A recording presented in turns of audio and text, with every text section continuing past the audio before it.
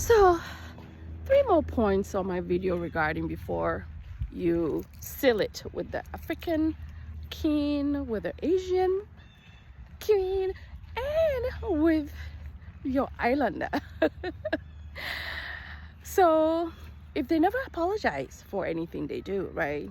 It's no apology. They don't believe in apologies. They don't ever say, "I'm so sorry, babe." Like, never. They never apologize. Maybe initially they might try to do things that will let you know they're apologizing, but over time, sometimes they don't even care. They never take ownership or accountability for anything they do.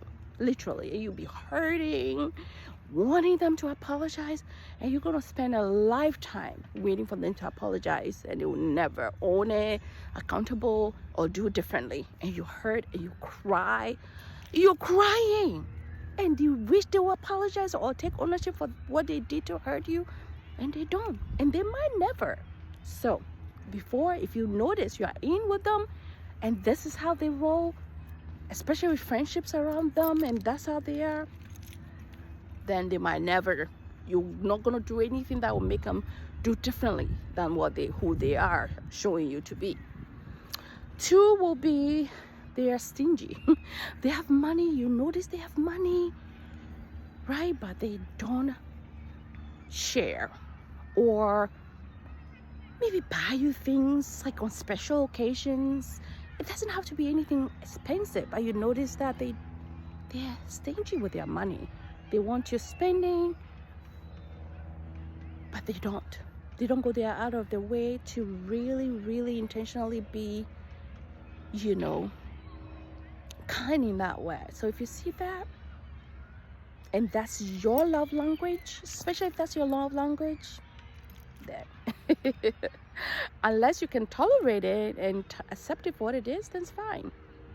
And then my third one will be, the family doesn't like you. Your soon to be mother-in-law, your mother-in-law, the family, the whole family, they pretend to like you. You can sense they don't like you. And your inner is like, if I do this, if I'm kind enough, if I cook, if I clean, you're cooking and cleaning, they haven't even married you yet, or they don't seem to like you. They're saying all kinds of things about you, and you're like, you think if you get in there with them, if you do this and that enough for them, then they will see you. You need to see yourself first, right? So family doesn't seem to really like your mother. His mother doesn't seem to like you at all, or very competitive with you. Like everything you do, if you cook today, they'll cook, they'll come clean, they'll maybe even make allude to the fact that the son is getting skinny, you're not cooking well, you don't know how to cook, or when you cook, they bring their own food. I've been in a relationship where his family, when we gather and I cook, they'll bring their own food and they'll eat their own food, and they will not eat my food. I said, what kind of witchcraft is this? Right? So those are things that you see him like, that's hurtful, and it can start. Then they're contentious. They're always like maybe fight, drama all the time.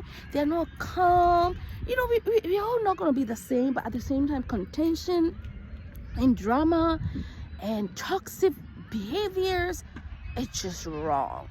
So they don't like you. They don't like the way you roll. They don't even like the way you do laundry, the way you arrange furniture in the house. The mother-in-law comes in and tries to rearrange everything in the house, or you cook, they bring their food, or constantly cooking for the son because their food is all, he's constantly saying, oh, my mother doesn't do it that way. Mommy's bored. Oh, my mom, da da da da. Oh, you need to take cooking lesson from my mom, because that's how my mom like, you don't matter. Like, everything alludes to the fact that they feel like they're here and you are down here. And basic things like cooking, they're saying he's skinny, or when he's sick. Oh, especially when he's sick. I was in a relationship once with my partner. Story time, right? I'm always throwing the stories. And anytime he catches a cold, it's almost like the world is about to end, and he'll make it so dramatic, like, oh my god, I'm dying, I can't even, and he'll make his voice on the phone talking to whoever, his friend or his mother or his siblings, and they will start calling, oh, he said he's sick, did you give him this, did you give him that? And they'll give you a suggestion of things you need to do for him to feel better. I'm like, first of all, even if I wasn't in the healthcare field, you don't think that I know what to do? Or like they see your child like having a little bit of a runny nose or something. Oh my god, did you do this? Did you put him that? Did you do that? Did you do this? Did you steam him? You're like, I don't know what to do when my own child is not feeling well. Like, you don't know how to be a mother, you don't know how to be a wife, you don't know how to be a girlfriend, you don't know how to be a fiance, you don't know how to take care of a man, you don't know how to take care of a home. Like, everything just gives you the vibe of they keep telling you you don't know how to do anything, or whatever you're doing is not up to par, or it's not up to their standard. So those are the red flags.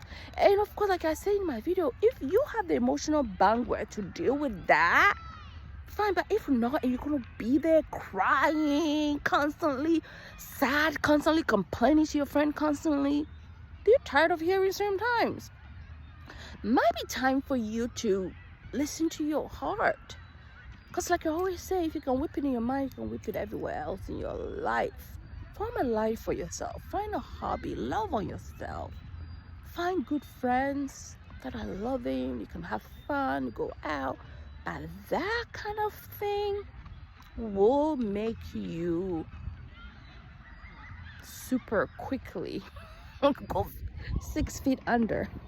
I'm just being real.